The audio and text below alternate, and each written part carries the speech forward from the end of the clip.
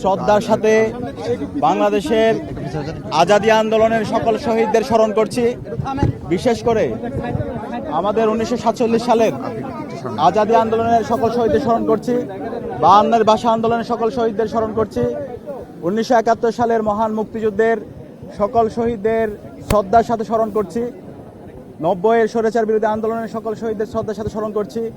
দীর্ঘ ফেসিবাদ বিরোধী আন্দোলনে ক্যাম্পাসের শহীদ আবরার ফাহাদ থেকে শুরু করে শহীদ নোমানী সহ সকল শহীদদের শ্রদ্ধার সাথে স্মরণ করছি। এবং সর্বশেষ জুলাই বিপ্লবে শহীদ আবু সাইদ, শহীদ ওয়াসিম, শহীদ আলী রায়হান, শহীদ শান্ত সহ বিপ্লবের সকল শহীদদের শ্রদ্ধার সাথে স্মরণ করছি।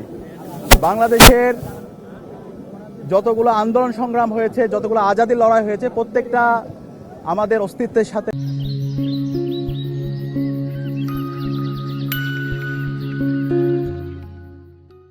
সম্পর্কিত। 1947, 71, 24 প্রত্যেকটাই আমাদের আবেগের জায়গা। এবং 1971 সাল আমাদের বাংলাদেশের জাতীয় অর্জন। 1971 সালের মাধ্যমে আমরা আমাদের মানচিত্র পেয়েছি, আমাদের পতাকা পেয়েছি এবং 16 ডিসেম্বরের মাধ্যমে আমরা বিজয় পেয়েছি।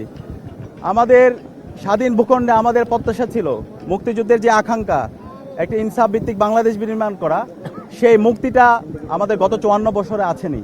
বিশেষ করে গত 16 বছরে যে ফেসিবাদী কাঠামো ছিল, সেই ফেসিবাদী কাঠামোর মাধ্যমে আমাদের এই দেশের অবারিত সম্ভাবনাকে নষ্ট করে দেওয়া হয়। এই জুলাই বিপ্লবের মাধ্যমে আজকে আবার নতুনভাবে আমাদের ঐতিহাসিক সুযোগ এসেছে।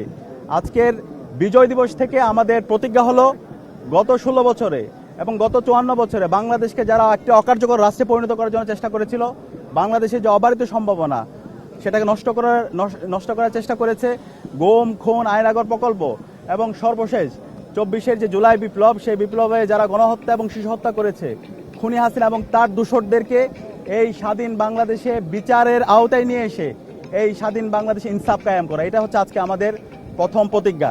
এক্ষেত্রে ইতিমধ্যে খুনি হাসিনার রায় এসেছে।